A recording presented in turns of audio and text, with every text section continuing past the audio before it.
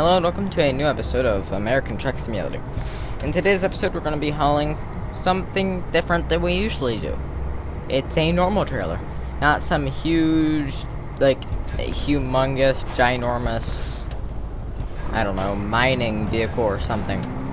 This is more of a normal trailer. We're carrying some empty pallets. My uncle actually owns a business for shipping pallets. If you don't know what pallets are, here's a thing. You probably know what they are now. But yeah. Trucking business. So hopefully we can get this out on the first try. Just look back. I'm gonna put it over there more. I think I'm pretty good and lined up. Yeah, there we go. First try. Let's look at our trailer stuff. So we're going to Camp Verde, FedEx, and we're getting $3,000. Not that far of a trip. 119 miles. Not too far. But I don't have much time to record here, so I might have to make this 2 parts. I know that it will be extremely short videos, but I might have to make it 2 parts. So I'm actually going to be rushing a bit, even though there's actually no reason to, except for I'm in a rush. Pretty good a reason, I think. 25 has the speed limit here. Well, this city's definitely not made for rushing around. And my wheel, look at it. So right now it's centered, but it's not centered in the game. I think I have a broken encoder inside the wheel. Basically, the encoder tells it where the wheel position is. And it only happens once the wheel gets warm. So, for example, if I'm drifting or whatever in, like, BeamNG or something, which is what I was just doing earlier before this. If you do that, the wheel has to work a lot harder than if you're casually driving. You know, it's just like real life. If you do something like drifting, it puts a lot more stress on things. Just like this. Like, with a car, it puts tons of stress on the engine because you're not really going fast, so there's not too much air going into the radiator to cool it off, and it puts a lot of heat into the engine. Whereas with this wheel, it actually gets pretty hot when doing things like that because there's tons of force feedback that needs to be calculated because you're constantly fighting against it. So once it gets hot, it decides that it doesn't really want to work that well. See, so yeah. It says, yeah, I don't want to be a wheel anymore. My calibration is just fine even if it's fucked up. Pretty much what it's saying. We're quite taking up 2 lanes. You can see the trailer there. Now we're not taking up 2 lanes. And then with the speed limit's finally where I like it to be. High. Well, it's not particularly high, but it is higher up than it was before. Don't need to turn on that flasher. What am I thinking? You know what I just remembered?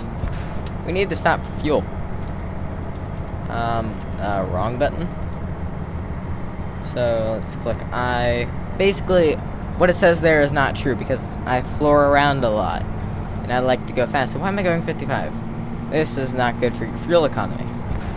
I've been recently in my videos, I've been coming really close to failing just because of fuel economy. Let's just go look here. 1.8 average. See that? Right there. 1.8 average. Now if I just lift off the throttle a little bit, 5 mpg. But if I drive like I normally do, yeah. I'm gonna get up to 80. Hopefully there's a fuel stop somewhere up here. The interesting thing is that this truck is limited by gearing.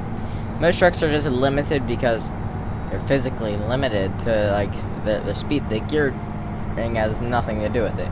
Whereas this truck, I'm gonna smash into them if I don't move over. Actually, I have to move over.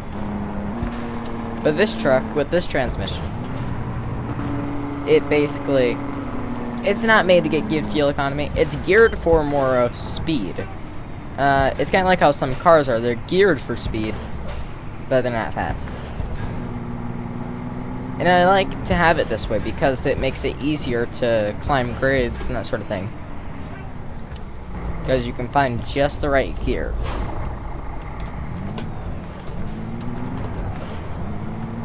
Basically, the gears are closer together. Not good for fuel economy. Don't care about that. Well, I guess I could, but I don't really. 55 mile per hour speed limit. Well, turn on our lights. let's look here. So I told you that would go down way faster. We haven't done almost 100 miles. We've only done about 40. Yeah, that says up there that I've done about 60 or so. Because I don't like to drive efficiently. Who does like to drive efficiently? A grandma? Yeah, probably. Auto parts. This is a nice road. It's out in the country, don't need to be on the highway with all them stupid people. The way that Florida is, the drivers are just like California. But you have like 5 lanes in California. And you have way less than that in Florida, so it's worse. Here's a point where we can, help out our fuel economy. If we just let off the throttle, it uses no fuel at all. Because it's engine braking. Sort of in their lane a little there. Hello, bus. If I had to climb that hill, it would not be good. I'm saying that for fuel economy's sake. See, because, like, if I want to be at, like, 1,000 RPM going 45 miles per hour, I have to be in my highest gear. It's incredible.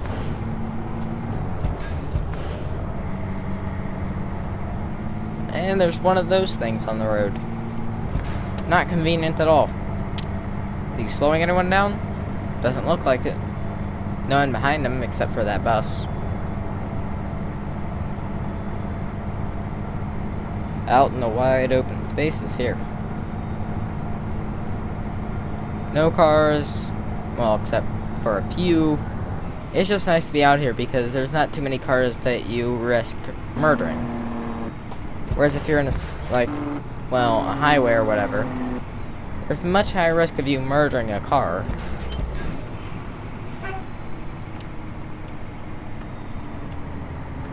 Turning left here, because that's the only way we can go, because the other way is blocked off. That doesn't sound good on the transmission, it like bogs down. Listen to it. Let's see. Can I do it? Yeah, you can hear that. Anyway, that's pretty much killing the transmission. Well, engine too, because that severely kills the engine. Especially, so in small turbocharged engines, I forget what it's called, but it, like, will destroy the engine. Sometimes if you're at really high, like a really high gear, but then her trying to floor it. That puts the engine at a. My English is perfect. Anyway, it puts the engine at a very bad deering. Well, I guess I can't say words. Anyway, it puts the engine at a severe disadvantage for gearing. Okay, this is gonna be sketchy. Hope to God there's some, like, fuel station up here. Is that what I think it is? Yes, it is. Can't wait to film. We're gonna recharge our truck up. No, this is not an electric truck. It's to say. So this is, let me just show you how to recharge your engine the old way. You come up to a gas station, well, fuel station to be precise. You stop. And then you fill it up.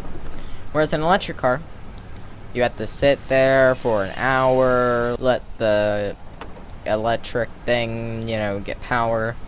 They need to improve the speed that it takes to recharge before I would ever consider an electric car.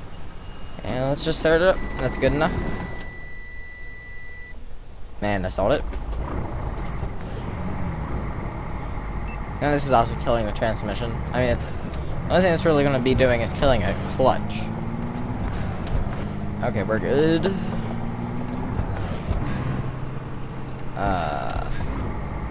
Luckily I didn't need to make this 2 parts because we're at Camp Verde already. Camp Verde already. That sort of rhymed, I think. Camp Verde already. I mean, sort of. Not really, though.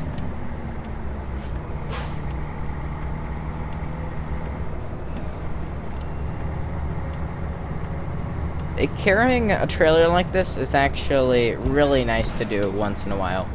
Instead of just carrying the largest things ever, and that I pressed the button. Okay. I have the disability to shift correctly, I guess, then. So we need to put it right there. Idea is I get up to this. So, oh god, that was close. Yep.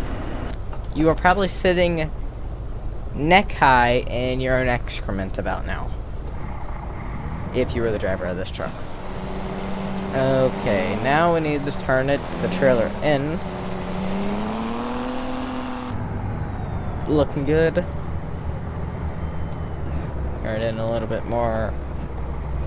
Now let's go all the way there to get it lined up a bit better. And slam something.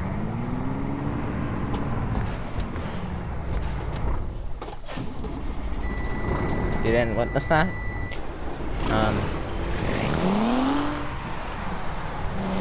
Trailer needs to go this way.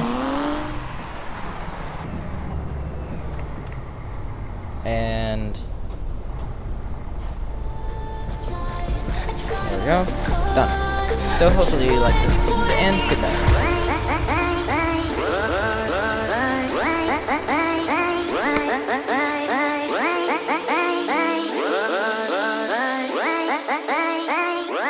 Bye.